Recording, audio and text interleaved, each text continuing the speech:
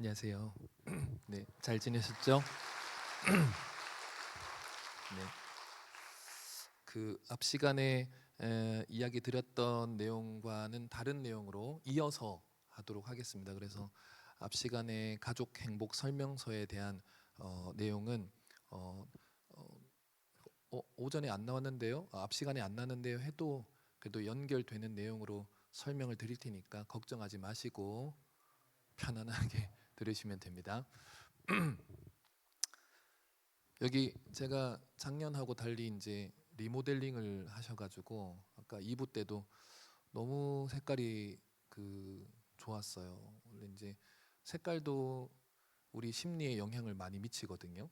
예전에 EBS에서 빨간 색깔로 칠해놓고 한 20분이 되었다 생각되면 나오세요라고 하는 실험이 있어요. 그리고 파란 색깔로 칠해놓고 똑같이 20분이 되었다 생각되면 나오세요라고 하거든요.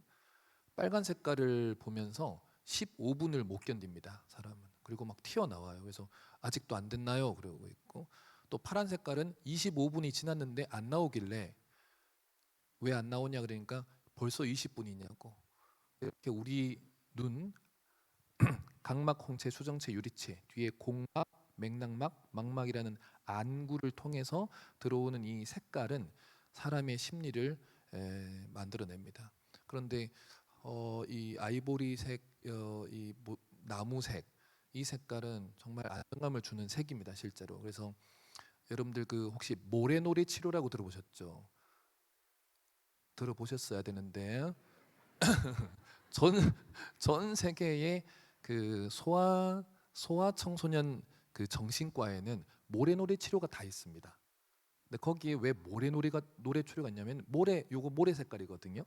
모래의 화학 구조가 우리 몸의 96%와 같습니다. 그래서 모래를 이렇게 만질 때 내 몸을 만지듯 느끼기 때문에 편안함을 유발하는 재료라서 모래놀이 치료가 아동 치료에 꼭 있고요. 그리고 나무도 우리 몸과 거의 90% 이상 가깝습니다, 화학 구조가. 그래서 나무를 이렇게 만지고 보고 있는 것만으로도 우리가 안정감이 있죠. 심지어 나무에서 나오는 냄새도 그렇거든요. 그래서 제가 책 안에 들어왔나, 성경책 안에 들어왔나, 나무 안에 들어왔나라는 느낌의 색깔이어서 깜짝 놀랐어요. 그래서 너무 리모델링 잘하셨다. 어디 물어보고 심리학자한테 물어보고 한 거 아니실 텐데 너무 너무 잘하셨어요. 그리고 뭐 거식증 환자들 있죠. 어노렉시아라고 이제 너무 밥을 안 먹는 환자들은 좀 먹게 하려고 약간의 붉은색 계열을 음식에다 타거든요, 넣고. 근데 반대로 너무 과식하는 분들한테는 병원에서는 그릇 색깔 무슨 색깔 밥 먹는 방 색깔 전부 파란 색깔로 해요. 그러면 입맛이 떨어집니다. 예, 식욕 억제 호르몬인 렙틴이라 그래가지고 그게 나와서 밥맛을 없게 해요. 그래서 혹시라도 여러분들이 너무 내가 지금 밥을 많이 먹고 있다, 과식하고 있다, 그러면은 그릇이나 또 음식 색깔이 파란 색깔로 다 하시면은 덜 먹게 됩니다. 아무튼 그 색깔 얘기 나왔는데 아무튼 색깔이 우리한테 영향을 끼치는데 주님의 색깔은 어떤 색깔인가란 잠깐 생각을 해봤어요. 이제 이 색깔을 보면서 아마도 이런 색깔이지 않을까라는 생각을 해봅니다. 여러분들이 이 공간에 왔을 때 주님을 충분하게 바라보는 그런 색깔이면 좋겠습니다.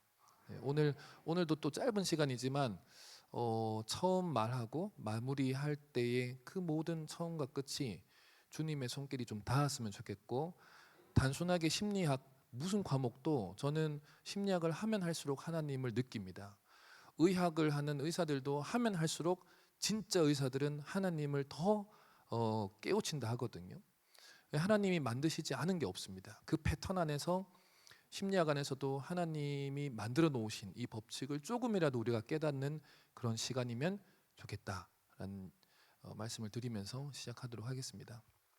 앞 시간에 우리가 가족 행복 설명서, 즉 가족이 행복하려면 도대체 하나님이 만들어 놓으신 이 인간, 우리 사람들 사이에서 관계는 도대체 어떻게 하는 게 행복을 유지할 수 있을까? 특히 그 중에서 가장 작은 사회인 우리 가족, 하나님이 분명히 엄마 아빠를 통해서 우리가 가족을 이루셨는데 이 안에서 도대체 어떻게 살아야 외부 사람들하고는 2차라도 가족 안에서는 행복이 유지될까, 그거에 대해서 조금이라도 연구하고 알아낸 내용들을 이제 풀어 봤는데요. 앞 시간에 그거와 더불어 또 추가로 하는 거니까 앞 시간하고 상관없이 지금부터라도 잘 들으십니다. 지금부터 요 짧은 이 시간, 사실은 몇 시에 끝날 지도 모르겠어요. 사실 제가 11장을 준비했었는데 앞 시간에 한 장만 하고 끝내가지고 그 말이 엄청 많은 거예요. 제가 그래서 워낙 말을 많이 하다 보니까 원래 생리학적으로는 어렸을 때 엄마의 모유를 거의 먹지 못한 사람들은 입 주변의 신경이 고착화가 와서 크면서 여기를 엄마의 모유를 못 먹기 때문에 계속 입 주변의 신경을 계속 쓰면서 애착을 채워 나가거든요. 그래서 담배를 피거나 아니면은 껌을 많이 씹거나 아니면은 추파춥스 같은 어떤 이렇게 사탕 같은 걸 물고 있거나 하는 습관도 생깁니다, 실제로.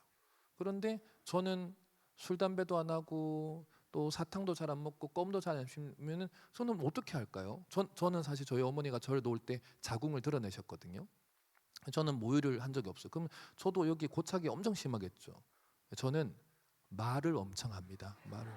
그래서 집사람이 이제 이런 상황을 알고 제가 매일 그날 있었던 일을 이제 직접적 누구다 이런 얘기는 못하지만 얘기는 이렇게 나눠요. 근데 집사람이 듣다 너무 힘들면 그만 좀 하라고 이렇게 얘기를 하는데 계속 나와서 말을 하다 보면 하나라도 더 또 얘기를 드리고 싶어가지고 말이 많아지는 건데 그래도 이 시간 안에 이 많은 말 중에 하나님의 어떠한 그 뜻이 조금이라도 담겼으면 좋겠습니다.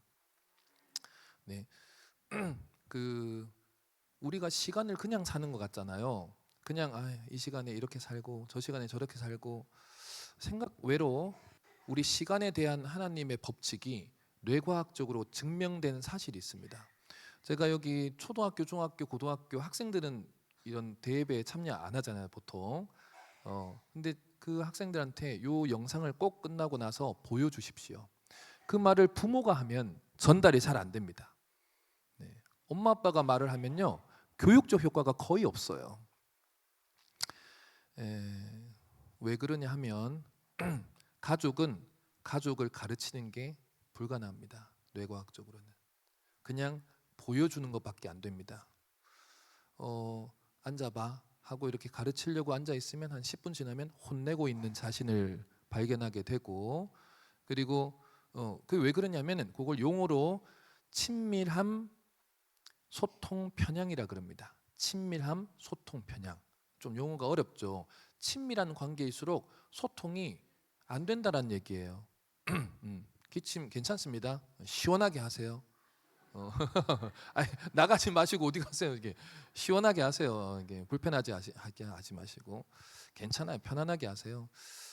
저도 외부에 이렇게 강의 나가면은 막 목이 쉴 정도로 이렇게 떠드는 이유가 다들 아시겠지만 아버지가 저 고등학교 졸업하는 날까지 매일 저를 폭행하면서 어, 저는 자랐고 또 제가 참을 수 없었던 거는 어머니를 문을 잠그고 때리셨어요. 저를 때리고 난 다음에. 그래서 하루도 제발 엄마만 때리지 말라고 해도 안 들어주셨었고 그래서 저는 가족이 행복해야 된다라는 거가 머리에 박혀 있는 거예요. 그래서 지금까지 달려온 거거든요. 정말 행복했으면 좋겠는데 그거는 하나님만의 법칙이 너무 명확해서 오늘 드리는 이 말씀도 여러분한테 가 닿기를 원합니다. 그 중에 시간에 대한 얘기를 잠깐 할 텐데요. 요거는 이게 안 가져왔습니다. 그냥 제가 설명을 할게요. 여기 이제 들어갈 차례인데 아까 저기 원숭이 얘기하다가 끝났어요. 그래서 이제 아직 10장이나 더 남았는데 분명히 한두 장도 못할 것 같긴 하지만 그래서 제가 이 얘기를 하고 시작할게요.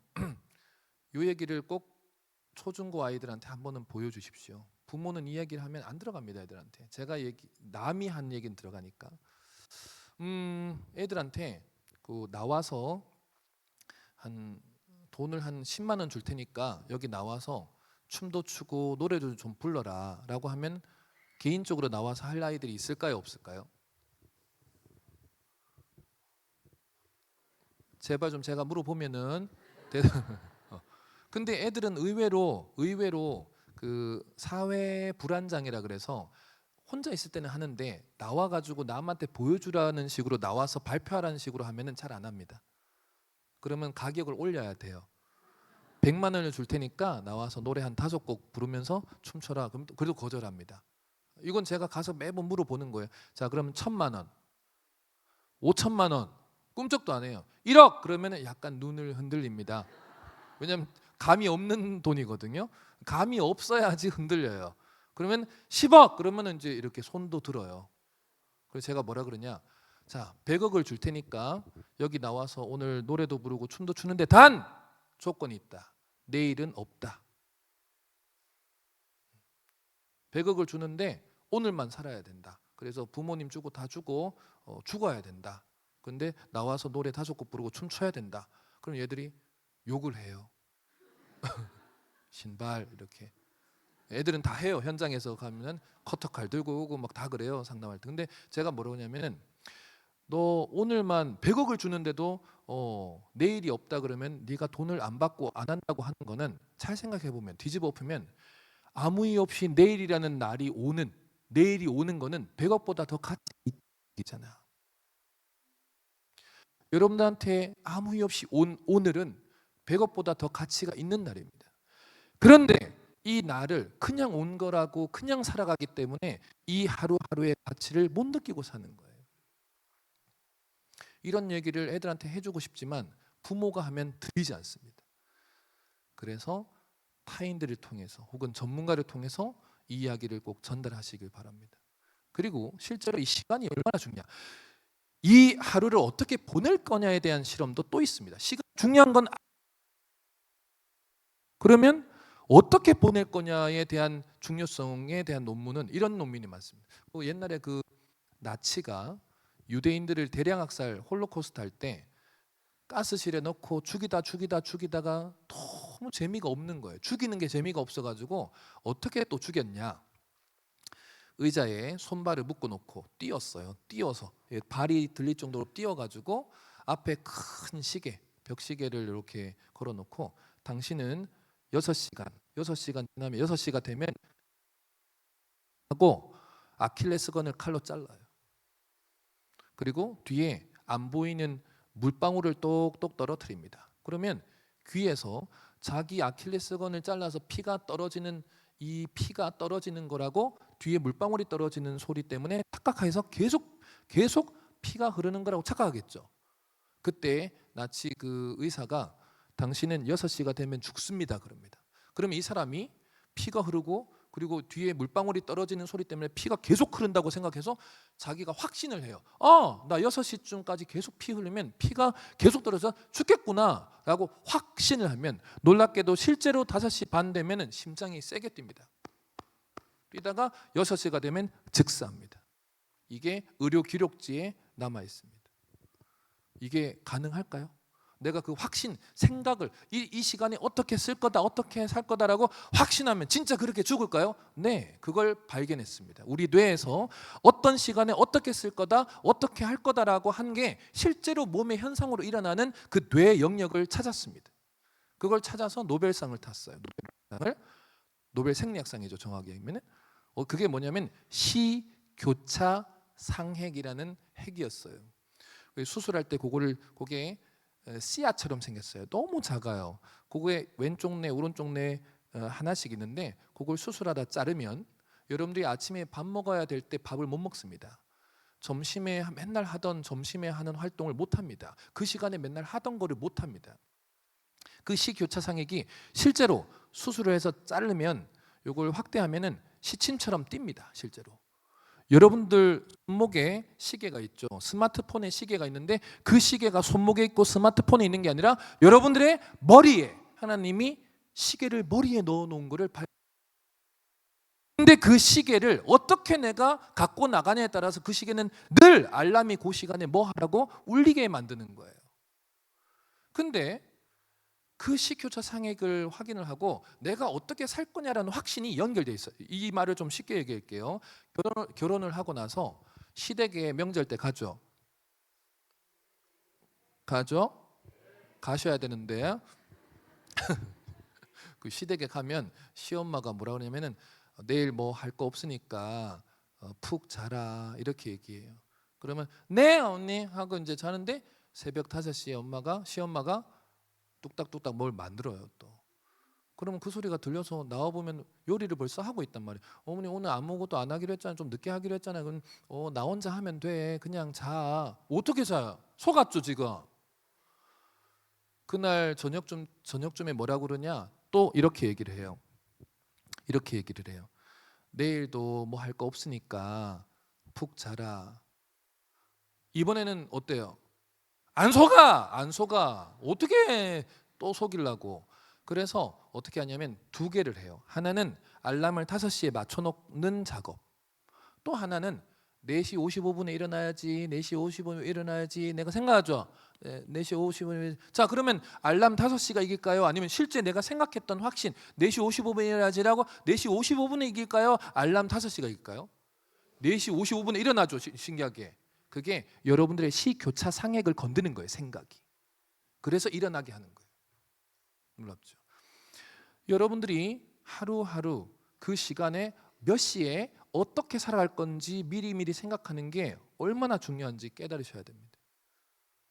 근데 아이들한테는 그런 훈련을 시키는 거지 직접 들어가서 이게 뭘 해? 이거는 들어가지 않아요. 너무 어려워요. 그거 뭐 해? 이거 뭐 해는 안 들어갑니다. 애들한테는. 그래서 그 시간에 내가 하는 거를 직접 보여주면 아이들이 바뀝니다. 그런데 이때 내가 하는 말이 좀 들어가는 가정도 발견돼요. 그래서 다시 여기에 대해서 연구를 합니다. 어떤 집안은 말을 되는 집안이 있고 어떤 집안은 말을 해도 말 안 들어요 애들이. 근데 그게 관계라는 거를 발견을 해요. 그 관계가 뭐냐? 아까 잠깐 힌트 드렸던 친밀감, 소통, 편향이라는 게 잘 되는 사람이냐 안 되는 사람이냐, 편향이 강한 사람이냐 편향이 없는 사람이냐, 이걸로 구분돼요. 이거에 대해서 쉽게 설명드릴게요. 가족은 놀랍게도 중간 과정에 대해서 상세하게 하나하나 설명하면서 대화를 하는 가족인지, 아니면 내 감정을 알아주겠지, 가족이니까 내가 말을 많이 안 해도 그냥 바로 내 감정을 읽어주겠지 라고 해서 건너뛰고 내가 힘든 얘기부터 딱 던지면 상대방이 나를 안아주고 인정하고 보듬어 주겠지 라고 생각하는 대화를 하면 계속 깨져요. 예를 들어 볼게요. 애들이 고등학교 올라가면서 자전거를 안 타요. 그래서 자전거를 팔려고 당근마켓에 올려놨어요. 여기 안산도 당근마켓 활성화가 되어 있죠? 제발 대답을 하셔야 되는데요. 근데 당근마켓에 올려놨어요. 근데 우리 애들 나이 또래 아이가 자전거를 산다고 연락 왔어요. 당근마켓으로. 그래서 아파트 앞에 팔려고 공원에 갔는데 얘가 아줌마 요거 타봐도 돼요 해서 그래 타봐라 했는데 타면서 도망갔어요. 갑자기 감정이 올라왔죠. 이제 내가 원하지 않는 상황이 올라왔죠. 이때 화가 나가지고 집에 돌아오다가 바로 옆 동에 내 아들 친구가 올라오는 걸 만났어요. 그래서 화가 나가지고 남한테는 어떻게 대화하냐 하나하나 설명합니다. 아줌마가 민철이 요거 자전거 안 타서 당근마켓 올려놨는데 그 또래가 니들 또래가 산다 그래서 내가 공원에 갔는데 이거 타고 도망갔어 라고 하니까 다 들었죠. 과정을 다 들어서 이 아들 친구가 이모 너무 화가 나네. 그 누군지 알려주세요. 제가 찾아볼게요. 저희 친구들 중에 있는지 찾아볼게요. 이러면 소통이 됐죠. 근데 이 감정을 들고 집 문을 딱 들어온 순간 미철이가 있어. 내 아들이 있어. 그럼 뭐라 그럴까요?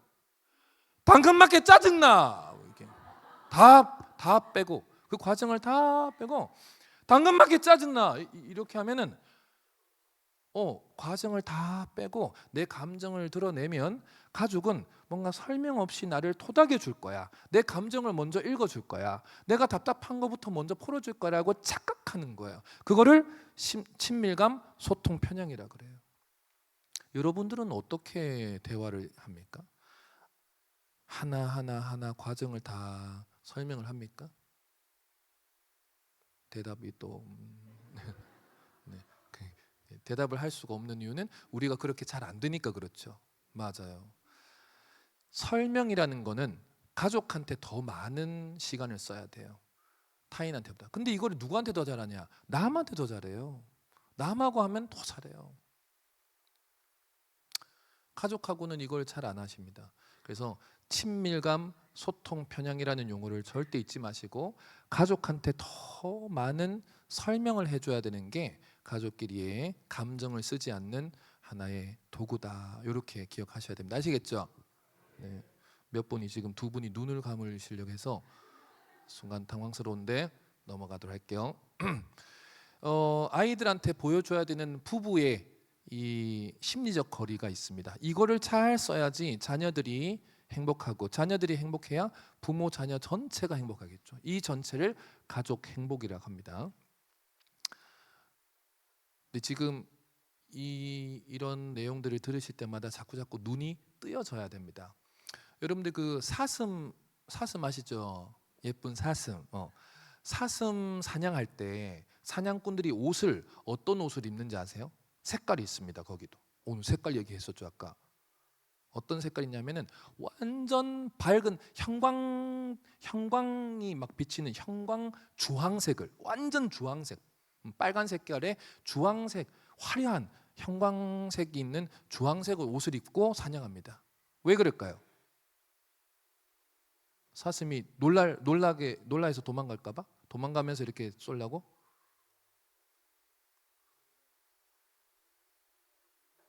뭐라는 거야? 놀랍게도 사슴은 주황색 생명입니다. 네, 보지를 못합니다.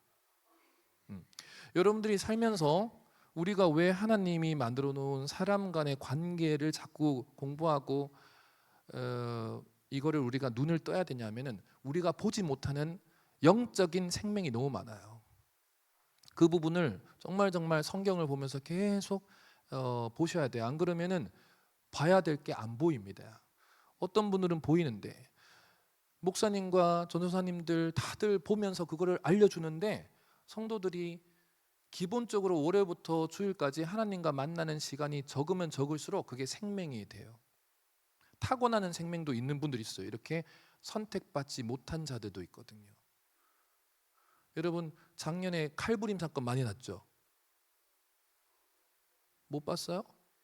제발 뉴스를 보셔야 되는데 작년에 칼부림 사건이 그렇게 많았잖아요. 특이하게. 근데 그 뉴스에 칼부림 사건을 일으킨 사람들 때문에 용어가 엄청 익숙한 용어가 하나 있어요. 그게 뭐냐면은 반사회적 인격장애 이런 거 들어봤죠? 그 반사회적 인격장애는 초중고 아이들은 진단을 못 받아요. 근데 반사회적 인격장애 애들이 있거든요. 초중고 애들이. 근데 그 아이들은 반사회적 인격장애 진단을 하고 싶지만 청소년은 못하게 돼 있어요. 그래서 이름을 예쁘게 바꿔서 그 진단해요. 이름이 뭐냐면 품행장애 이렇게 예쁘게 품행장애면 품행이 좀 그래서 어머님들이 이걸 진단받고 품행장애가 뭐지? 하고 이제 찾아보면 하위 유형이 두 개가 나와요. 하나는 사이코패스, 두 번째는 소시오패스. 사이코패스는 상대방의 감정을 못 읽고 제가 아프다고 한다고 하고 있는데 때리는 거예요. 소시오패스는 제가 아프구나 힘들구나 알아요. 아는데 때리는 거예요. 소시오패스. 웃으시면 안 돼. 피해야 돼 우리는 그런 사람. 근데 중요한 거는 여기서 이 사이코패스를 잠깐 얘기 드릴 거예요. 사이코패스는 일반 사람보다 하지 못하는 두 개가 있습니다. 사이코패스는 딱 진단받으면 일반 사람들이 하는 기능들 중에 두 개를 아예 못합니다. 첫 번째, 냄새를 못 맡습니다. 두 번째, 자면서 꿈을 못 꿉니다. 제가 이 얘기 해드리는 거는 청소년한테 우리 자녀들, 우리 가족들이 꼭 알고 있어야 되는 내용들, 눈을 떠야 되는 영적인 생명 중에 하나가 뭐냐 하면은 가족끼리 안아주면서 맡아야 되는 냄새가 있어요. 실제 사이코패스는 부모가 안아준 적이 없습니다. 네, 사이코패스들 다 상담하면은 부모가 어렸을 때 만져준 적이 없어요. 안아준 적이 없어요. 뽀뽀해준 적이 없어요. 욕하고 있지, 때리지. 부모의 냄새를 맡아본 적이 없습니다. 엄청나게 중요한 거예요. 매일 아침에 일어나자마자 부모가 아이를 품어주고 안아주고 부모의 냄새를 맡게 한다라는 거. 그래서 아빠 냄새나 그래도 맡게 해야 돼요. 그 냄새라도 맡아야 돼. 아빠 냄새가 안 좋다는 걸 안다는 얘기잖아. 뇌가 살아있다는 증거예요.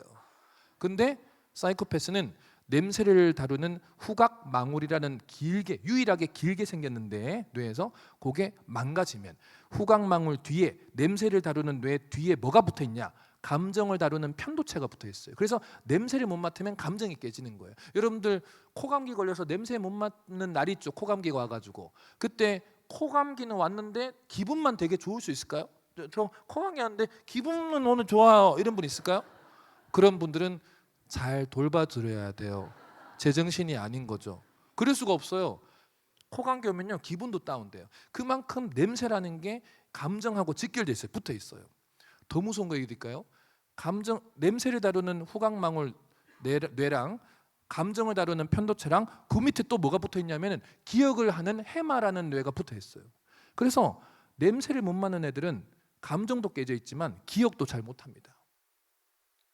그래서 아침마다 아이들하고 건강하게 부모가 안아주고 부모의 냄새를 맡게 하고 부모의 냄새를 맡게 한다는 게 엄청 중요한 거예요. 그래서 그 실험은 부모의 냄새를 계속 이렇게 뭐 할 수가 없으니까 그 우리 디퓨저 같은 거 그런 걸로 실험을 많이 하는데 이 뇌를 살리는 것도 향기, 냄새가 엄청납니다. 여기 우리 시민교회에 냄새가 있을 거예요. 냄새 있죠? 오면은 있어야 되는데요. 이 냄새가 여러분들 뇌를 또 살리기도 해요. 그리고 두 번째는 꿈입니다. 꿈도 꿈을 잘 꿔야 돼요. 애들 부정적인 꿈을 막 꿈 꿨다 그러면 되게 불편하잖아요. 엄마 나 되게 무서운 꿈 꿨어. 머리가 살았구나 이렇게 생각해야 돼요. 부정적인 꿈조차도 머리가 살았기 때문에 꿈을 꾸는 겁니다. 근데 꿈을 아예 못 꾸는 것이 무서운 거예요, 오히려. 그래서 여러분들 스트레스가 많으면은 꿈을 부정적인 걸 많이 꾸는데 과하게 스트레스가 많으면 꿈 자체를 못 꾸면서 뇌가 망가집니다. 너무 무서워는 하지 마시고 중요한 거는 제일 핵심은 가족끼리 냄새를 맡게 하는 것만으로도 회복이 많이 된다. 그래서 어렸을 때 냄새는 엄마의 모유로 많은 것이 다 회복이 되고요. 근데 지금 애들 중학교, 고등학교 올라가는데 모유를 줄 수가 없잖아요. 맞죠? 그건 뭐냐 하면은 정서적인 모유를 주는 거예요. 정서적인 모유가 결국에는 안아주고 인정해 주는 거예요. 인정. 알겠죠? 인정이 제일 무서운 거예요. 근데 인정을 제대로 해주지 못한다. 그 인정이라는 단어가 아이들이 전부 크면서 또 부부도 인정이 제일 중요한데 가족 안에서 인정이 약한 가정일수록 결국에는 행복에 가장 멀리 떠납니다. 여러분들 부부의 언어 했던 거 혹시 기억나세요? 어제 거도 기억이 안 나는데 뭐 몇 년 전 거를 자꾸 얘기해서 죄송하긴 하는데 제가 아마 그 부부의 언어는 저쪽 그 교육관에서 그 어르신들하고 했던 기억이 나요 그때. 근데 부부의 언어는 제가 이렇게 얘기 드렸어요. 1번이 인정하는 말이에요. 그러니까 부부 애들한테 보여주는 거는 가족의 행복의 유지는 1번이 인정하는 말이에요. 여보 밖에 나가서 밥 먹는 거 별로 맛도 없어. 당신이 하는 게 제일 맛있어 라고 하는 게 제일 중요해요. 여보 어떻게 아이를 이렇게 잘 키우냐 애들을 정말 당신 대단하다 이런 것들 많이 하는데 여기 우리 남편으로서는 그런 말들 다 해주고 계셨죠? 여기 아내들로서 웃잖아요 지금. 네, 그거를 철저하게 해주셔야 돼요. 철저하게. 그리고 아이들도 아침에 일어날 때부터 인정하는 거 해주셔야 돼요. 아니 엄마 아빠는 일어나는 거 너무 힘든데 어떻게 그렇게 잘 일어나냐 이런 것부터 계속 인정을 해주는 거예요. 부부도 자녀도. 예전에 장군을 지금 차를 빼달라고 하는데 제 차가 아니군요. 35루 0303 차를 빼달라고. 제발 좀 빨리 차를 빼주세요. 옛날에 장군 저 가시는 것 같아요. 옛날에 그 장군 한 명을 키우기 위해서 뭐 전략이 없었어요. 지금처럼 현대 군인이 아니었잖아요. 옛날 조선이나 이럴 때는 청나라 이럴 때는. 그래서 어떻게 하냐, 방법이 없어가지고 빠르게 그냥 작은 전투에, 무조건 이길 수밖에 없는 전투에 내보냈어요. 그래서 백승을 하게 해요. 그러면 어떻게 되냐, 이제 진짜 큰 전투에 내보내면 목숨 걸고 싸워야 돼. 왜? 자기가 백승을 한 장군이기 때문에 1패가 이제는 무섭게 되는 거죠. 자, 이게 실제로 인정을 설명할 때 요 얘기를 많이 합니다. 부모가 자녀한테는 집안에서 작은 백승을 하게 하는데 그 100개의 인정이 필요해야 밖에 나가서 아이들이 실제로 우리가 원하는 자신감 있게, 자존감 있게 할 수 있어요. 그게 뭐냐면 아침에 일어나도 아니 어떻게 이렇게 아침에 잘 일어나냐, 엄마 아빠는 일어나는 게 힘든데, 이런 거. 그리고 밥 먹어도 아니 아침에 밥맛도 없는데 엄마 아빠는 잘 못 먹는데 어떻게 그렇게 골고루 잘 먹냐, 이런 얘기. 아니 양치하기 귀찮아 죽겠는데 어떻게 그렇게 양치도 잘해, 이런 얘기예요. 근데 여기서 하나 플러스가 하나 더 있어요. 따라해보세요. 선행 언어. 시작. 선행 언어가 인정 언어를 플러스하는 엄청난 힘이 있어요. 애들 아침에 일어났으면은 인정은 해주되 플러스 선행 언어, 먼저 말을 해주는 게 핵심입니다. 그래서 어떻게 이렇게 잘 일어났어 하고 난 다음에 아직 이불을 안 갰지만 어떻게 그렇게 매일 이불도 잘 개고 어떻게 그렇게 잘 일어나 라고 하고 나오면 이불 갭니다. 미리 받은 거죠. 그리고 밥 먹을 때 어떻게 그렇게 골고루 잘 먹어 라고 미리 얘기하는 거예요. 하나를 깨작깨작 하다가 어떻게 그렇게 골고루 잘 먹어라고 미리 선행 언어를 칭찬을 받으면 다른 반찬으로 가게 돼 있어요. 그리고 밥 먹다가 거의 좀 먹어갈 때쯤 되면 어떻게 그렇게 맨날 밥도 잘 먹고 양치도 잘하고 그러냐 또 하면은 먹고 이제 양치해야 된다는 것을 알게 되는 거예요. 이해되죠? 이게 인정이라는 것은 이렇게 인정하는 말과 선행 언어를 합쳐가면서 이거를 메꿔 나가는 거예요. 이거는 아이들한테, 제가 지금 아이들 사례로 얘기했지만 이거는 부부의 얘기이기도 하고요. 부부의 얘기인 것처럼 보이긴 하지만 우리 공동체의 얘기이기도 합니다. 여러분, 공동체에서 제일 필요한 게 뭐냐면 인정이에요. 인정인데 인정의 플러스 또 뭐냐? 선행 언어예요. 저도 임마누엘 교회 매주 갈 때마다 오늘 이 찬양 듣고 졌다라는 느낌도 들었어요. 너무 잘하셔가지고 눈물이 나더라고요. 너무 잘하시네요. 찬양을 충격받았습니다. 이렇게 잘하시는 거. 저도 임마누엘 교회 막 그 찬양대가 엄청 많거든요. 거의 200명을 서요. 임마누엘 교회. 이게 하나님 앞에서는 숫자가 다가 아니라는 걸 충격받았어요. 오늘 저는. 죄송해요. 자꾸 건너뛰죠. 저는 F인데 오늘 또 이걸 또 들어갈게요. 저기 그 보시면은 그 세 개가 있을 겁니다. 빨간색, 녹색, 저 색을 무슨 색깔로? 보라색. 저한테는 안 보이긴 하는데 첫 번째는 어쨌든 역추하기일 겁니다. 저 역추하기가 뭐냐면은 가족이 행복을 담보로 할 수 있는 언어의 법칙이에요. 저 역추하기는요, 상대방이 한 말을 충분하게 다 듣고 거기에 결과를 내가 답을 내려서 주는 게 아니라 상대방이 한 말에 처음으로 뒤로 돌아가는 걸 역이라 그러고, 그 한 말을 내가 한 걸음 한 걸음 다시 밟아가는 추적을 하는 거를 역추하기라 그래요. 영어로는 backtracking이라 그러는데 상담사들은 저거를 정말 오랫동안 혼나가면서 배우는 거예요. 왜 가족끼리는 말이 맨날 깨지는데 정신과나 상담센터 오면 그렇게 말을 잘하고 자기 거 속 얘기 다 하냐? 단 한 번만 와도. 저 역추하기를 많이 해서 그래요. 근데 저게 왜 상대방의 말을 다 들어주고 또 다시 처음으로 가서 한번 요약하듯이 말을 해주면 되는데 왜 내가 그 말을 다 듣고 난 다음에 판단하려고 하냐? 놀랍게도 사람의 본능은 상대방의 말을 다 듣고 나면 내가 저거를 결단을 내려줘야 된다고 착각을 해서 그래요. 특히 부모면 들으면 뻔하거든. 들으면 뻔해요. 어떤 말이야? 엄마, 나 학교에서 내가 민철이 다리를 안 걸었는데 민철이가 내가 다리 건 거라고 오해해서 나한테 이렇게 달라들어서 내가 밀었는데 넘어지면서 여기 까졌어, 피났어. 그러면은 그 얘기 끝나면 우리가 판단을 해버려요. 피났어? 피났어? 뭐 선생님한테 얘기했어? 민철이 엄마 알아? 학교에서 그랬어, 언니 그랬어, 사과했어? 뭐 이렇게 그 말 듣고 판단을 해버려요. 그러면 이 과정을 쭉 얘기한 우리 아이 입장에서는 과정에 대해서 얘기를 하는 게 아니라 결과적으로 내가 어떻다, 내가 잘못했다 이렇게 판단을 내려버리는 말을 하는 순간 이 사람 내 말을 안 듣는구나라고 뇌는 인식을 해요. 그래서 말을 안 하고 싶어 합니다.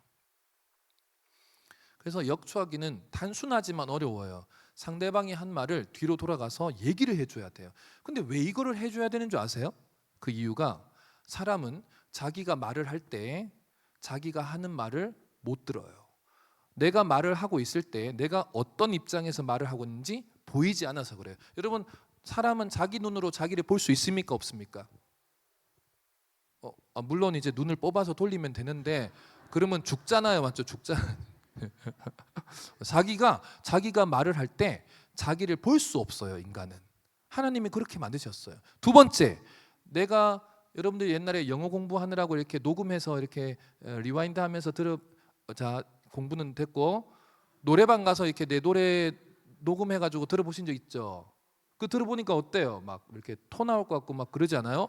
내 목소리 아닌 것 같죠? 근데 남들은 네 목소리 맞다라고 하고 있는데 나는 내 목소리 아닌 것 같고, 그 이유가 뭐냐면은 내 목소리는 밖에서 입 밖에서 아우팅 됐을 때 웨이, 중이, 네이에서 들어오는 소리는 1차는 맞는데 이 안, 오럴 캐버트라는 구강 안에서 울리는 또 소리가 이중으로 부딪혀서 중음이라고, 이게 부딪혀서 나는 때문에 이걸 인지를 잘 못해요. 그래서 인간은 자기가 자기를 시각적으로 보지도 못하고 자기가 하는 말을 듣지도 못하기 때문에 자기가 말을 하면서 편협적으로 말을 하게 돼 있어요. 그래서 이거를 상대방이 보는 게 맞고 상대방이 들어서 말해주는 게 맞는 거예요. 그래서 아이들이 커갈 때 내가 말을 듣자마자 이거를 새겨서 그대로 뒤로 가서 한 번 더 말을 해주는 것만으로도 쟤는 자기 말이 들리기 시작해요. 민철이가 네가 다리를 안 걸었는데 다리 건 거라고 오해해서 너하고 막 티격태격 하다가 네가 밀어서 넘어지다가 여기 까졌어? 라고 하면 자기가 한 말을 자기가 할 때는 안 들리는데 엄마 아빠가 말을 할 때 또 선생님이 말을 할 때 그 말이 들리는 거예요. 역추를 해주면. 그러면 그때 수정을 할 수 있는 기회를 잡습니다. 그 말이 들리니까. 뭐라고 하냐? 사실 내가 건 것 같기도 해. 이렇게. 이해되죠? 이게 엄청난 법칙인데 잘 안 돼요. 엄청나게 이게 큰 법칙인데 가족끼리 잘 안 돼요. 왜? 가족은 빨리 그 상황을 내가 수습하고 싶고 아이한테 빨리 가르쳐주고 싶기 때문에 과정을 나누고 싶지가 않은 거예요. 왜? 뻔하다고 생각하는 거예요.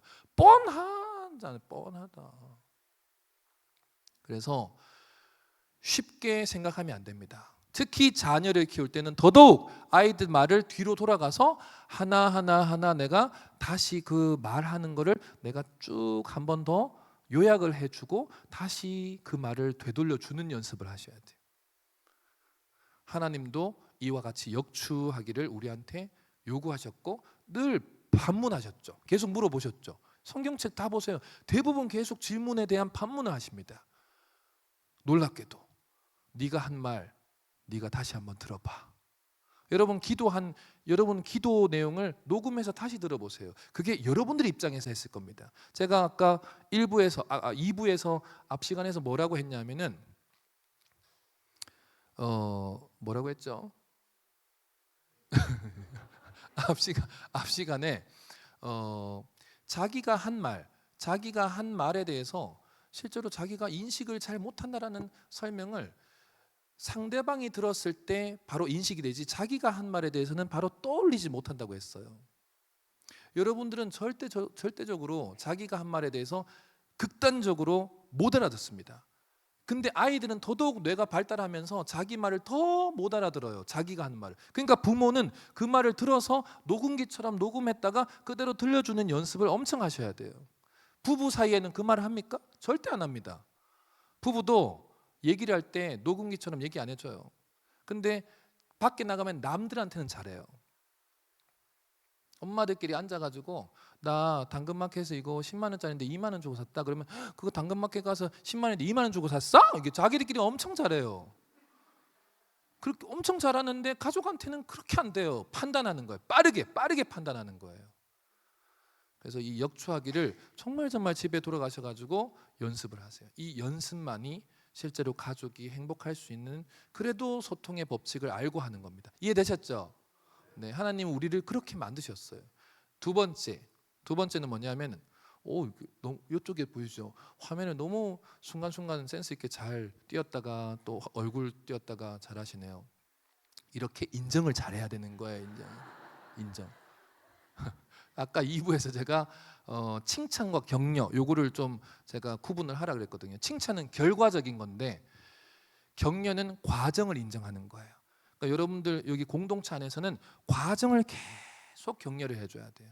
어떻게 그렇게 매 시간마다 그렇게 센스 있게 잘 띄우냐 이런 얘기를 잘 하셔야 돼요. 특히 산부의 어르신들은 밑에 자녀들 MZ 세대들은 이 과정 격려를 많이 해야 돼요. 왜냐하면은 과정에 대한 뇌가 밑에 세대들이 지금 요즘에 없어요. 뇌가 없다라는 얘기가 아니고 길게 하는 게 잘 안 된다는 얘기예요. 지금 젊은 세대들이. 왜 그러냐면은 유튜브를 보더라도 15초가 최대예요. 요즘에 쇼츠라고 들어보셨어요? 네, 어르신들은 유튜브에 쇼츠를 안 보실 수도 있겠지만 15초 만에 뭔가 내용이 다 끝나서 또 넘어가요. 계속 넘어가요. 계속 쇼츠를 보다 보면 뇌는 아까 시교차 상액이라고 기억나죠? 정말 얼마 안 됐습니다.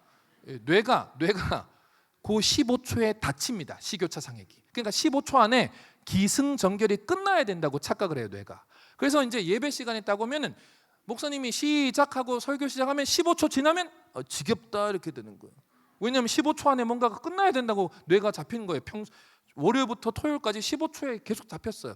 유튜브가 계속 길어도 보통 5분을 안 넘어가요. 그런데 그 5분 안에 닫혀 있는데 5분이 지나가. 그러면 딴 생각하는 거예요. 그래서 지금 젊은 세대들 우리 자녀들한테는 길게 하는 거에 대한 인정이 엄청 필요해요. 길게 하는 거에 대한 인정을 많이 해주셔야 돼요. 그 격려예요, 격려. 아시겠죠? 여러분 지금 제가 시작하고 난 다음에 지금 이 긴 시간 동안 얼마나 이 집중을 잘하세요. 이게 엄청나게 대단한 능력인 겁니다. 라고 이렇게 인정을 해주셔야 돼요. 네, 이해됐죠? 이런 얘기를 계속 길게 하는 것만이 하나님이 우리 뇌를 살리는 기능으로 만드셨어요. 그래서 기도도 길게 하는 거 연습하시고요. 필사도 길게 하는 거 연습하세요. 정말 중요합니다. 그거. 우리가 대예배 시간이 이렇게 짧아진 시대가 언제 있었어요? 옛날에 얼마나 길었어요. 못 견디는 거예요. 지금 하나님 말씀 뻔하다고 느껴요. 막 계속 듣다 보면은 뻔하네. 그거는 영적인 사춘기가 온 거예요. 왜 애들이 사춘기 때 엄마 아빠 말 안 들어요? 뻔해. 한 13년 14년 살아보니까 뻔해.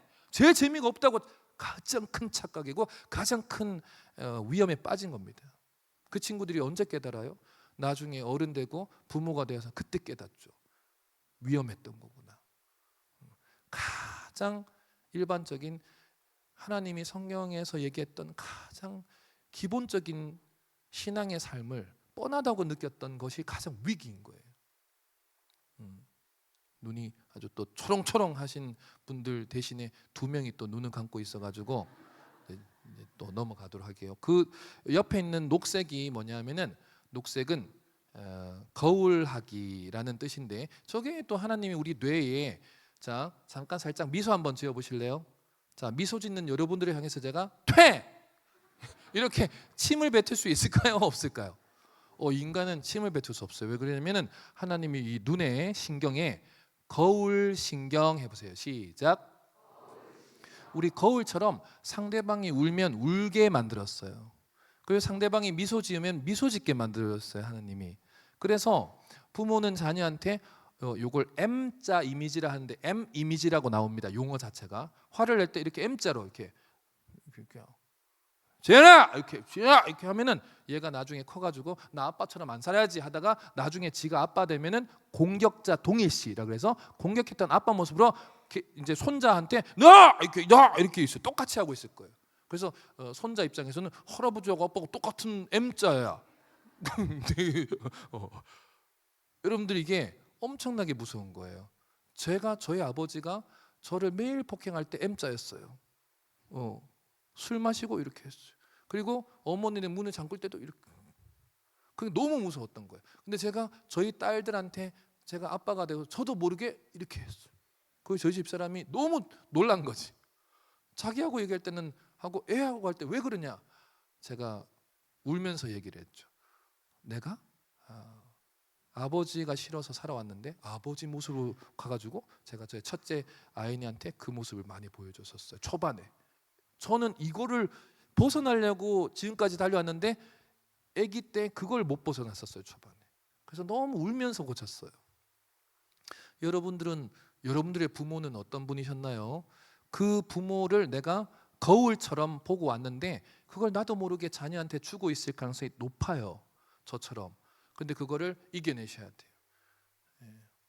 그래서 이 거울 효과는 자녀하고 이야기를 할 때 같은 표정, 같은 자세를 취해주는 기법입니다. 아이들이 표정을 조금 무섭게 지으면 무섭게 지으라는 게 아니라 불편한 표정이면 아, 얘가 지금 감정이 불편해하고 있구나라고 같이 불편할 수도 있겠다라는 미안한 감정을 짓는 거예요. 자, 아침에 아이가 이제 울려고 이렇게 표정을 짓는데 엄마 아빠니까 힘내라고 얘기해야 될 거라고 착각하면 어떻게 돼요? 힘내, 화이팅! 이러는 거예요. 얘는 울려고 하고 있는데. 그러면 정반대의 모습을 취하는 거죠. 그거는 거울처럼 보여주지 않는 거예요. 그리고 아이가 학교에서 돌아왔을 때 서가지고 엄마 가방도 안 벗고 그럴 때 뭐라고 해야 되냐? 뭐라고 해야 될 것 같아요? 가방 벗고 와가지고 앉아서 얘기해. 그러면 안 돼요. 그 순간에 이미 다른 말을 하는 순간 다 소통은 깨집니다. 어떻게 해야 되냐? 서서 아이가 급하게 얘기할 마음을 붙들고 거울하기를 해야 돼요. 서서 잠깐 얘기를 쭉 해서 하나의 덩어리 청킹이 끝나고 나면 그러면 가방 벗고 손 씻고 와서 얘기할까? 이러면 되는데 들어오자마자 엄마 손 씻고 와서 얘기해. 코로나 다시 또 코로나 와. 손 씻어, 자주 씻어, 가방 벗고 와. 이러는 순간 이미 소통은 다 깨지는 거예요. 가족은 그 상황에 따라서 내가 같은 거울의 모습처럼 내가 써주는 게 엄청 중요하다. 이해되셨죠? 마지막 세 번째는 페이싱입니다. 저 페이싱이 이 심장을 뜻하는 건데 원래 병원에 가면 페이싱 클리닉 센터라고 모든 병원에 다 있죠. 페이싱이라는 단어가. 저게 뭐냐면 심장 심혈관 질환을 다루는 클리닉 센터가 다 페이싱이라 해요. 의사들은. 근데 저거를 심리학이나 일반 페이싱을 뭐라고 하냐면은 심장이 뛰는 게 아니라 야, 쟤 뛰는 페이스 맞춰 그러잖아요. 같이 맞춰가는 거를 다 페이스라 그래요. 여러분들하고 저하고 지금 속도 잘 맞춰 가고 있나요? 거짓말 하지 마세요. 지금 두 분 정도가 계속 지금 페이싱이 안 되고 있는데 저 페이싱은 두 가지를 맞추세요. 가족끼리 꼭. 첫 번째는 높낮이에요. 높낮이. 피치를 맞추는 거예요. 그래서 여러분들이 대답을 이렇게 높게 해주시면 제가 계속 높아서 텐션을 같이 맞출 수 있어요. 그래서 애가 이렇게 높게 말하면 그래 이렇게 같이 맞춰야 돼요. 그냥 막 높이 하는데 막 애는 막 이렇게 즐겁게 얘기하는데 조용히 좀 말해 이러면 안 돼요. 또 조용히 말하는데 힘 좀 내 화이팅 이러면 또 안 돼요. 그러면 소통은 다 깨져요. 이게 우리 뇌가 인식하는 거예요. 이해되셨죠?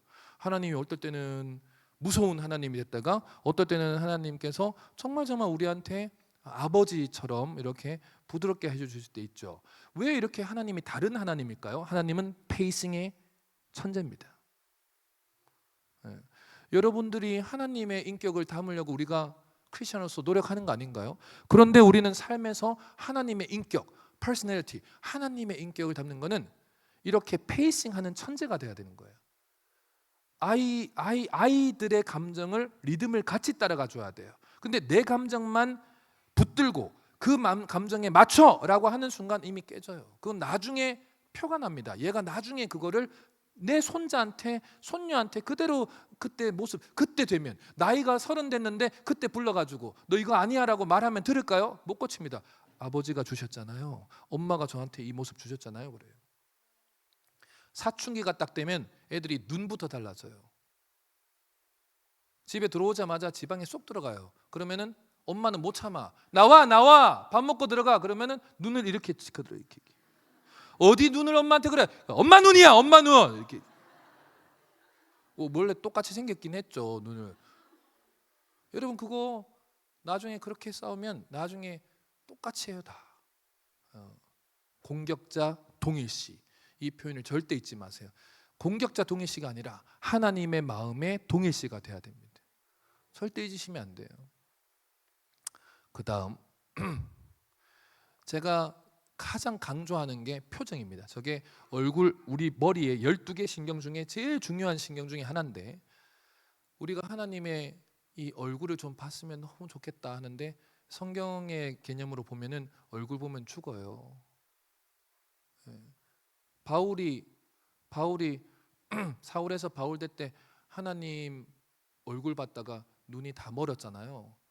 제가 예전에 그 고등부 담당했었을 때 한 녀석이, 얘는 진짜 왜 왔냐, 우리 교회에 고등부 중에 연예인 같은 여자애가 있었어요.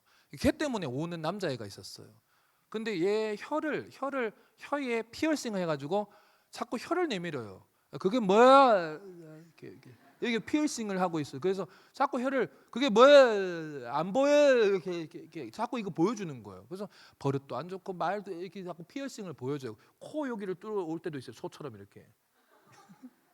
근데 걔는 여자애 때문에, 그 여자애는 제가 봐도 이렇게 아우라가 막 예뻐! 막 이런 아우라가 나오는데, 걔 때문에 여러 명이 오긴 왔었어요. 근데 얘가 계속 반감을 던지는 거예요, 저한테. 그래서 예수님에 대한 얘기를 하고 사복음 얘기하고 막 그러면 얘가 안 보여요, 보여줘요, 이랬어요. 보여줘. 그래서 제가 그때 너무 저도 참았어야 되는데 제가 참기가 너무 어렵더라고요. 계속 그러니까 몇 달씩 그러니까. 그래서 제가, 너 엄마 사랑이 보이냐? 안 보여. 보여줘. 엄마 사랑 보여 안 보여? 근데 너 느껴 안 느껴? 그러니까 느끼긴 한데 안 보여요. 보여줘. 막 제가 화를 냈었어요. 그리고 뭐라고 얘기했냐면은, 너 담배 피잖아, 솔직히. 얘기 안 해. 너 피부가 왜 이렇게 안 보이는 줄 알아? 피부로 막혀가지고 우리 몸 안에 있는 장기기관이 안 보이는 줄 알아? 너 만약에 피부가 투명이면 너 안에 있는 담배 피면서 썩어가는 거 다 보여줄 거야. 너 그거 보면은 살 수 있을 것 같아? 하나님이 일부러 막아놓으신 거야. 너 다치지 않으라고. 너 실제로 보면 너무 밝아가지고 너 죽어. 너 엄마 사랑하지? 너 군대 가면 엄마가 너 사랑한다고 편지를 쓸 거야. 그럼 그 편지에 엄마의 마음이 담기겠지. 근데 네가 결혼해가지고 자녀한테, 이거 할머니가 아빠 사랑한다고 쓴 편지야. 그럼 그 자녀가, 네 아들이 못 믿겠는데요. 못 믿겠는데요. 그럼 너 뭐라 그럴 거야? 그 얘기를 계속 했던 기억이 나요.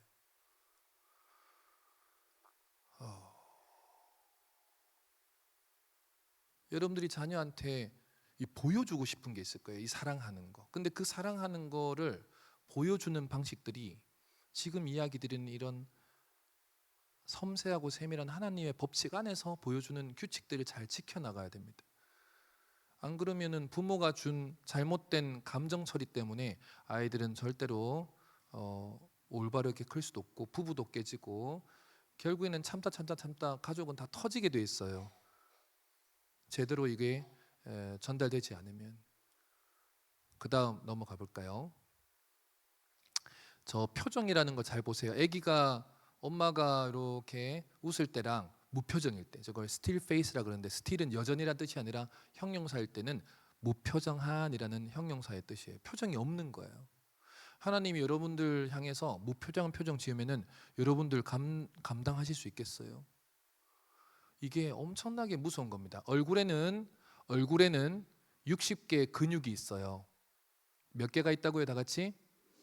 네, 그 얼굴의 근육에 대해서 잠깐 얘기 드릴 거예요. 애들한테 표정을 정말 최선을 다해서 표정을 지으셔라. 이거는 사회적 법칙입니다. 정말로 누구를 만나던, 또 내가 내 가족을 만나던, 내가 나하고 있을 때도 이 표정 처리를 정말 잘해야 되는데, 그 이유가 뭐냐면은 이 표정, 근육, 얼굴 근육 뒤에 호르몬을 유발하는 모든 이 뇌하수체라는 신경 전달 물질, 이 호르몬이 나오는 것과 연결되어 있어서 그래요. 제가 아까 표정 잠깐 지었을 때 침 뱉는 모습 보여드렸죠. 요거를 편안하게 설명드릴게요. 이게 되게 유명한 실험입니다. 보톡스 실험 해보세요. 시작. 보톡스를 한 여성들을 대상으로 실험한 거예요. 웃으시면 안 돼요. 왜 웃어요? 보톡스를 한 여성들을 모아다가 보톡스를 안 한 일반 엄마들과 보톡스를 한 엄마들하고 불러서 보톡스를 한 엄마들의 자녀들한테 두 가지를 검증합니다. 자, 가장 행복하다고 생각되는 표정을 지어봐 그래요, 애들한테. 그리고 그 모습을 보고 보톡스 한 엄마하고 보톡스를 안 한 엄마들 양쪽 두 그룹이 얼마나 행복한지에 대한 점수를 매겨요. 제일 최고 점수가 20점. 그리고 두 번째 실험은 네가 가장 불행하다고 생각되는 불행한 표정을 지어봐 그래요. 가장 이렇게 불행하다고 표현지겠죠. 그리고 그 두 대상이 가장 불행하다고 하는 요 표정을 보고 점수 20점 최대 점수 적는 거예요. 아니 상식적으로 보톡스를 했지만 내 아이인데 오늘 처음 애를 보는 남보다는 내가 더 잘 공감을 하겠지. 제가 얼마나 행복한 지금 감정인지 얼마나 불행한지 있겠죠. 그렇게 생각되죠. 그런데 실험 끝나고 나서 뒤집어집니다. 결과가. 오늘 처음 본 엄마들이 훨씬 더 잘 읽어요. 왜 그러냐 설명드릴게요. 아이들하고 나하고 소통하고 공감한다는 거는요, 상대방이 짓는 그 표정만큼 나도 표정을 같이 지을 수 있어야 표정을 지으면서 이 근육이 움직이면서 뒤에 호르몬을 내보내는 그 신경이 붙어 있어가지고 그 표정을 짓는 만큼 호르몬이 나오는데 나도 그 표정을 같이 지으면서 나오는 호르몬이 같이 나와야 그게 소통이고 공감인 겁니다. 그런데 보톡스라면 자 잠깐 미소 한번 지어보실래요? 자 이렇게 미소 짓는 여러분들만큼 나도 미소 같이 지어야 되는데 만약에 보톡스 했다 이렇게 돼요. 많이 행복하군요 이렇게 되는 거예요. 저도 여러분들이 행복하니까 저도 너무 하늘에 날 것 같네요 이렇게 돼요. 그러면은 같은 근육을 못 써서 그 근육을 못 쓰기 때문에 여기 그만큼의 호르몬을 못 나오게 되겠죠. 그러면 그거는 소통을 한 거 아니에요. 근데 자 다시 한번 미소 지어볼까요? 자 미소 짓는 여러분만큼 저도 너무 여러분들 미소 지니까 너무 저도 하는 게 이게 미소 지으면서 여기 나오는 거예요. 이해되죠? 얼굴의 근육의 60개 중에 놀랍게도 하나님이 14개만 써도 웃을 수 있어요, 인간은. 그런데 하나님의 법칙이 화를 내고 짜증내고 스트레스 받고 막 아까 제가 M자 얘기했죠. 누군가에게 내가 감정을 던질 때는 놀랍게도 60개를 다 쓰게 만드셨어요. 그러면 여러분들은 노화라는 말이 쉽잖아요. 싫잖아요. 이 우리가 노화를 빨리 하면 할수록 가장 좋은 도구가 있어요. 그게 얼굴을 찡그리는 거예요. 여성들은 잘 알아요, 이 얘기하면. 그래서 얼굴을 최대한 안 찡그리려고 노력하시거든요. 웃는 건 되게 좋아요. 건강한 굴곡으로 들어가니까. 그런데 특히 우리 아버지들은 얼굴 근육을 어떻게 배웠냐 하면은 M자로 쓰는 거, 얼굴 근육을 경직되면 쓰는 거를 나도 모르게 익혀왔기 때문에 가족들끼리의 소통이 망가지는 겁니다. 그래서 얼굴도 소통이라는 거 절대 잊지 마세요. 얼굴도 뭐다? 표정도 뭐다? 네, 얼굴도 소통이다 이런 얘기하니까 조금 이해가 잘 안 돼서 정확하게 표정이 소통이다라고 수정했습니다. 얼굴이 표정이다 이런 얘기하면 오해를 하시거든요. 나 못생겼다 그러는데 이러면서 이제 잘생기고 못생기고가 아니고 얼굴 근육을 쓰냐 안 쓰냐가 문제입니다. 여러분한테 하나님은 늘 최고의 표정으로 여러분들에게 다가가실 겁니다.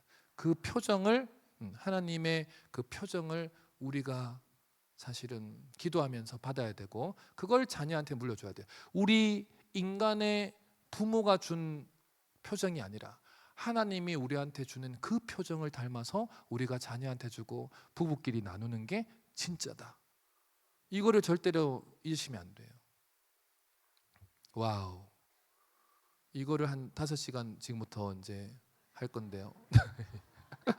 너무 많죠. 그래서 핵심만 빨간색만 저기 밑에 빨간색 하고 저기 노란색으로 할 텐데 빨리 이것도 할게요. 시간이 괜찮죠? 조금만 한 5분만 더 해도 되나요? 네. 괜찮나요, 시간? 네.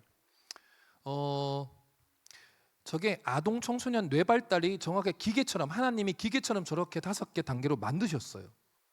저게 제가 지금 저렇게 요약한 게 거의 1200페이지의 발달 심리학을 요약해 놓은 겁니다.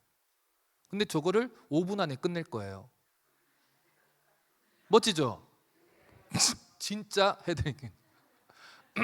자, 근데 저 나이 때에 저거를 못 받은 사람은 그러면 나중에 저거를 우리는 이미 다 성인인데, 그리고 우리 부부는 다 성인인데 저걸 못 받았는데 부모님한테 저렇게 다 못 받았으면 지금 어떻게 하냐? 저거를 언어로 돌려서 하시면 됩니다.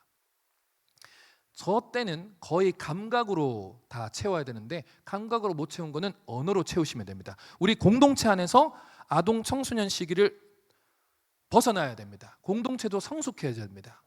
그거는 저 영적인 아동 청소년 단계에서도 또 넘어가야 되기 때문에 저거를 이해를 하셔야 돼요. 하나님은 저렇게 만드셨어요. 뇌를 보니까. 첫 번째, 엄마 뱃속에서 10개월 있다가 태어나죠. 하고 응애 하고 태어나는 순간 하나님은 뇌를 어떤 거는 완성이 안 시켜서 태어나게 되고 어떤 거는 완성을 시켜서 태어났어요. 예를 들면은 인간은 태어나서 몇 살부터 생리적으로 기억을 할 수 있을까요? 우리 지난달에 어디 갔다 왔는지 기억나? 이러면 언제부터 기억할 수 있을까요? 제발 제가 물어보면은 대답을 좀 그럴 것 같다 이런 거였는데, 정확하게 놀랍게도 기억을 담당하는 해마의 껍질, 피질은 태어나서 완성이 안 돼서 태어났다가 36개월에 완성이 됩니다. 그러니까 인간은 36개월 전에 기억이 안 돼요. 그래서 유대인들은, 이스라엘 백성들은 어떻게 하냐? 36개월까지는 기억을 못 하니까 몸의 감각 기억, 그러니까 뭘 알려주면 모르니까 몸이 기억하라고, 손이 기억하라고 성경에다가 꿀을 바릅니다. 그래서 매일 핥게 합니다. 성경은 달다고 감각으로 알게 하려고. 여러분들은 자녀한테 어떤 교육을 해요? 36개월이 기억을 한다 모른다 모르니까 우리는 그런 교육을 잡을 수가 없는 거예요. 근데 제가 예를 들어서 하나 얘기한 거예요. 근데 태어나서 이렇게 정확하게 뇌가 발달이 1년 단위로 다 나눠져 있어요. 다 나눠져 있어요. 여러분 태어나면 이 있죠. 이가 어디부터 나요? 그렇죠. 앞니 중에 아랫니가 나죠. 잘 아시네요. 그리고 윗니가 나죠. 근데 왜 모든 인간은 또 앞니가 먼저 날까요? 제발 대답을 해주셔야 되는데 왜 앞니가 날까? 어떤 분들은 뭐 이렇게 깨물라고. 근데 태어나자마자 깨물면 엄마 젖꼭지가 잘리잖아요. 그러면 안 되잖아요. 또 이게 왜 앞니가 나냐면은 그 첫 해에 앞니만 난 아이들, 그 나이 때 아이들이 사망한 아이들을 신체를 해부를 해보면 이 앞니가 어디랑 연결돼 있냐? 놀랍게도 목하고 연결돼 있어요. 그래서 하나님이 인간이 태어나자마자 앞니를 먼저 나게 한 이유는 목부터 가누라고 하는 법칙이 있습니다. 이런 것들이 다. 송곳니도 알려드려요? 송곳니, 망치로 송곳니 딱 치면 어깨가 뚝 떨어집니다. 이건 어깨하고 셔도하고 관련있어요.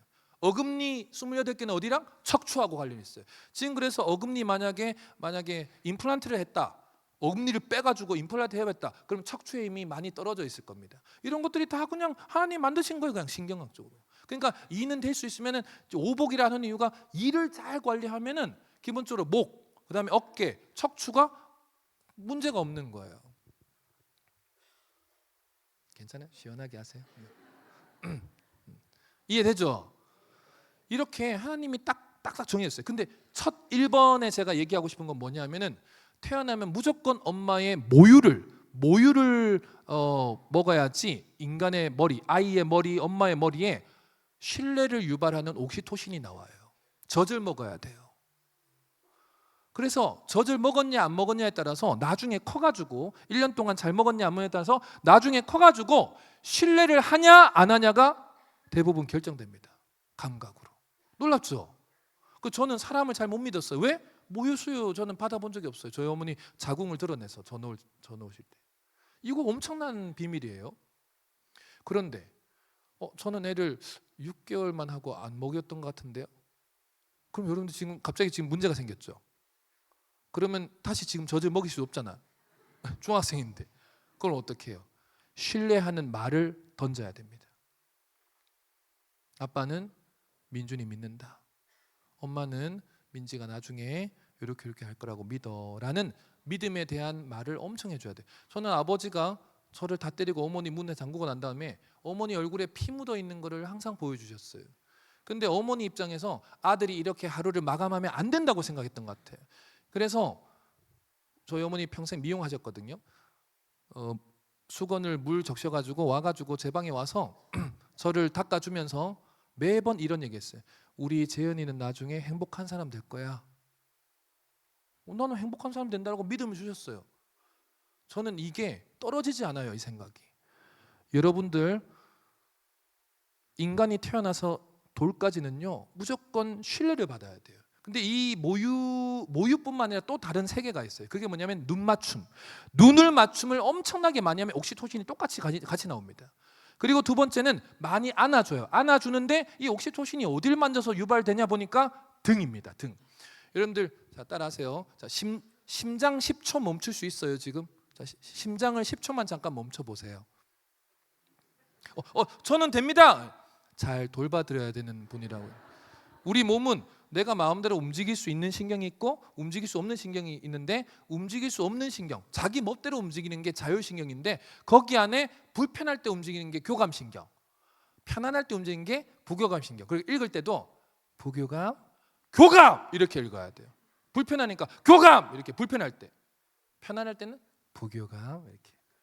근데 교감신경이 99%가 다 어디 있냐? 어디 붙어서 불편하게 유발하냐? 알고 보니까 등에다 붙어 있어요.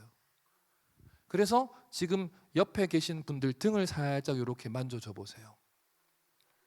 그러면 불편했던 감각이 거의 다 떨어집니다. 그만하세요 이제. 그런데 그래서 우리가 아이들을 안아줄 때 어떻게 하냐? 애기 완전 갓난 애기는 앉힐 때 이렇게 아이의 등과 내 가슴이 맞닿도록 하는 것도 이 교감신경을 안정화시켜서 옥시토신 나와요. 신뢰하는 사람한테 안겨요 그쪽으로. 그리고 와가지고 안을 때 엄마 아빠 손을 잡고 등을 잡고 감으라고 하는 행동도 여기 등 불편감을 없애게 하려고. 그리고 우리 K 엄마들 포대가 K 포대가 미국에서 엄청 팔린다죠. 그게 뭐냐면 등을 꽉 쬐는 거예요. 등을 꽉 닫아주면 그렇게 안정감이 와요. 근데 99%라면서요. 하나는 어디 붙어 있냐? 교감신경이 방광에 붙어 있어요. 그래서 장로님 잠깐만 나와셔서 소개해 주세요 하면서 하는 순간 약간 긴장이 오죠. 사람들은 어디 나와서 하려면은 그때 저 잠깐 화장실 갔다 오겠습니다 하는 이유가 방광이 열려가지고 이제 소변 누게 되는 거죠. 그런데 제가 얘기하는 거는 옥시토신, 어렸을 때 모유랑 상관없이 신뢰라는 걸 주는 거는 바로 눈을 잘 마주치는 거예요. 우리 아이들한테 부부끼리 눈 마주치는 거, 우리 공동체 안에서 눈을 자주 마주치는 거. 그래서 인터넷으로 자꾸 보면 안 돼. 물론 요 내용은 다시 인터넷 또 봐야 되지만 중요한 거는 공동체는 자꾸 여기 나와야 돼요. 나는 인터넷으로 유튜브로 영상 예배 참여할게요. 그거 되게 위험한 겁니다. 신뢰가 자꾸 떨어집니다. 두 번째는 안아주고 등을 만져주고 하는 우리 행위예요. 이 행동을 꼭 가족들, 자녀들끼리는 많이 하셔야 돼요. 그리고 마지막 세 번째는 아까 힌트는 들었지만 상대방이 하는 말에 대한 내가 반응입니다. 내가 누군가를 가르치거나 정죄하지 말고 그 사람이 하는 말에 대해서 내가 호응하고 반응할 때 옥시토신이 또 나옵니다. 그래서 상대방은 자기가 말할 때 호응을 많이 받은 사람한테 무조건 신뢰를 합니다. 요거는 조금 불편한 얘기지만 잠깐 얘기해 드릴게요. 남편들이 꽁돈이 생겼대요. 10만 원, 15만 원 생겼는데 15만 원 생겼는데 아내한테 갖다 주니까 아내가 뭐라 그러냐? 여보 이거 뭐야? 너무 15만 원 어떻게 생겼어? 이래야 되는데 고마워 이래야 되는데 이게 다야? 라고 하는 순간 반응이 다르죠. 이걸 피드백킹이라고 하는데, 피드백, 반응이 너무 나한테 내가 15만 원 줬는데 오히려 나한테 불신을 던져줬어. 신뢰를 주는 게 아니라. 그러면 놀랍게도 남편들은 이걸 어디다 갖다 주냐? 저는 상담하다 보니 우리나라가 바라는 게 그렇게 종류가 다양한 거 처음 알았어요. 그라운드 바 무슨 바. 근데 거기에서 그 술을 파는 사람들이 뭘 가르치는 줄 아세요? 그 고객이 한 명 오면 그 술 한 잔이 15만 원, 20만 원, 술 한 잔이 플레어라고 막 이렇게 돌려가지고 그래서 술을 만들잖아요. 근데 그 한 잔이 플레어들이 막 이렇게 해가지고 그 15만 원, 20만 원 한 잔에. 근데 그 한 잔 15만 원, 20만 원 먹을 때 뭐하냐? 1시간, 2시간 그 사람한테 계속 인정한대요. 어떻게 그렇게 대단하세요? 막 얘기한다니. 그럼 이 사람이 15만 원 생겼으면 아내한테 갖다 줄까요? 어디 갖다 줄까요? 그렇지. 나를 신뢰하는 사람, 반응하는 이거 해주는 사람한테 가는 거예요. 이게 다야 이런 사람한테 안 가요. 너무 크게 웃으시는. 이해되셨죠? 자, 1단계에 우리가 모유를 줄 수 없어요. 아기처럼 가만히 있는데 보는 단계도 아닙니다. 그리고 내가 아이들 그냥 안아주기도 작은 애들도 아니에요. 그리고 애들 말할 때 내가 자꾸 판단해서 뭔가 알려주고 싶은 나이도 아니에요. 이제는 아기가 아니에요. 할지라도 중학생, 고등학생, 대학생, 청년, 이제 지금 성인이 된 내 자녀라 할지라도, 지금 40, 50 된 내 자녀라 할지라도 시시때때로 눈을 보고 우리 아이들 40, 50 된 자녀라도 안아주고 등을 만지고, 그리고 자녀가 하는 말에 반응을 충분하게 해주세요. 그러면 다시 신뢰라는 게 회복됩니다.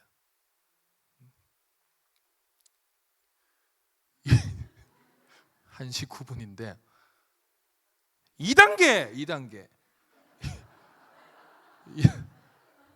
2단계는 자율성입니다.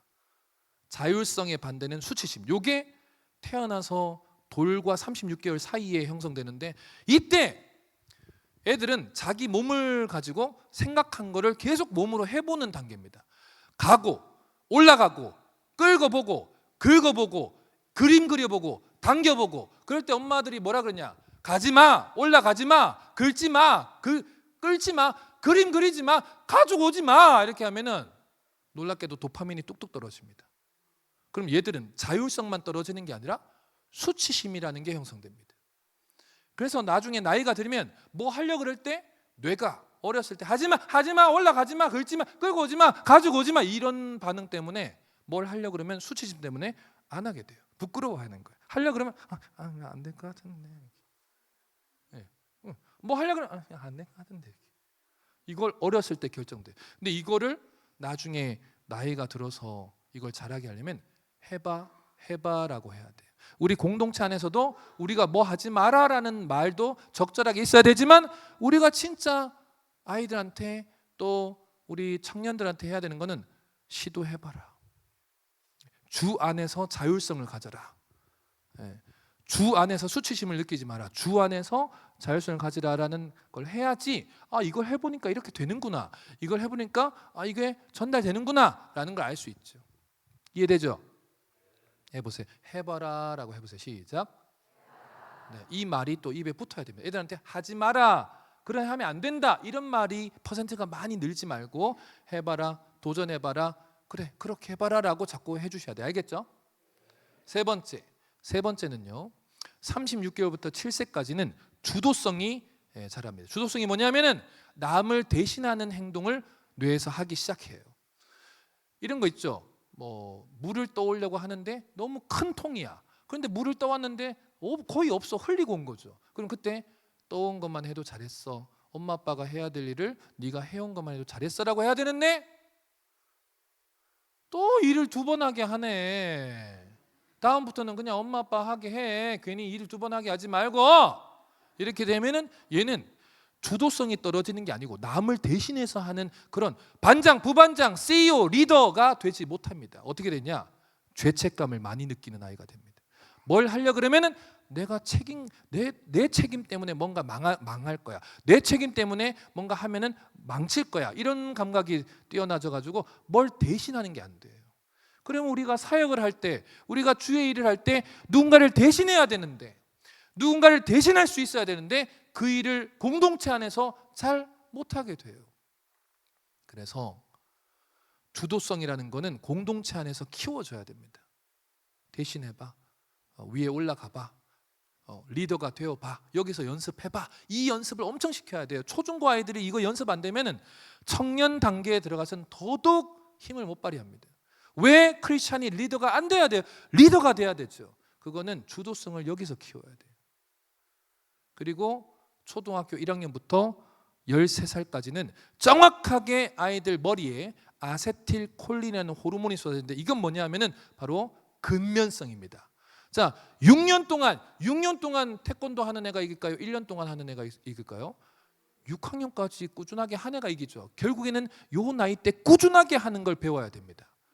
그런데 이때 앞 시간에 격려와 칭찬 얘기했는데 결과치만 뭘 잘했네, 1등 했네, 몇 등 했네 이것만 칭찬하고 올라갔으니까 몇 등 했으니까 엄마가 뭐 사줄게 이렇게만 되면 얘는 결국에는 결과적으로 나보다 잘하는 애를 자꾸 위로 올려서 자기는 밑으로 내려갑니다. 그걸 뭐냐면 열등감 시스템이라 그럽니다. 근면성의 반대는 근면한 것만 떨어지는 게 아니라 열등감이 생깁니다. 너 피아노 배워볼래? 아빠 우리 반에 민지라는 애가 피아니스트야. 아니 너 쳐볼 거냐니까 민지가 제일 잘해. 그러면 너 미술 배워볼래? 아빠 우리 반에 신지라는 애가 아티스트야. 걔가 미술. 아니 너 미술 학원 배워볼 거냐니까 아빠 신지가 제일 잘해. 뭔 얘기만 하면 결과적으로 나보다 잘하는 애를 위에 두고 내가 걔들보다 못해라는 대화를 자꾸 하면서 얘들은 열등감에 사로잡혀서 여러분들하고 절대 죽었다 깨어나도 대화가 잘 안 될 겁니다. 그러면 우리는 가족 안에서 무슨 얘기해야 되냐? 과정을 더더욱 인정을 해야 돼요. 6년 동안 긴 세월 동안. 그러면 이 4단계를 거치고 나면 결국에는 건강한 청소년, 이 과정을 거치면서 성인이 되는 거예요. 정말 아까 찬양을 듣고 제가 계속 여운이 많이 남아서 너무 충격적이었어요. 너무 잘하셨어요. 저렇게 오늘 찬양하려고 얼마나 많은 시간 모여서 그걸 맞춰봤겠어요. 그 시간에 대한 격려를 박수를 오랫동안 치셔야 돼요. 마음으로 찬양했는데 계속 박수 칠 수 없으니까 너무 충격적입니다. 저는 사실. 근데 우리 시민교회 안에서 우리 공동체 안에서 가장 강해야 되는 것은 서로 간의 과정을 인정하는 격려입니다. 이 말만 하고 이제 마치겠습니다. 저는 감리교 지금 임마누엘 교회 김정국 담임 목사님이신데 그 원로 목사님이 계속 그 산보에 오셔서 이제 담임 목사님 넘겨주신 지 오래되셨는데 계속 와 계세요. 제가 뭐가 보이냐 하면은 너무너무 담임 목사님이 뭐라고요? 부담감을 느끼는 모습까지 보여요. 제가 일부러 3부에도 참여하거든요. 저는 안산시민교회의 목사님부터 시작해서 새롭게 들어오는 모든 새신자들까지 모두가 한 마음으로 서로를 격려하는 마음으로 삶을 끝까지 같이 달려가는 그런 여러분들이 되셨으면 좋겠습니다. 행복하시길 바랍니다. 수고하셨습니다.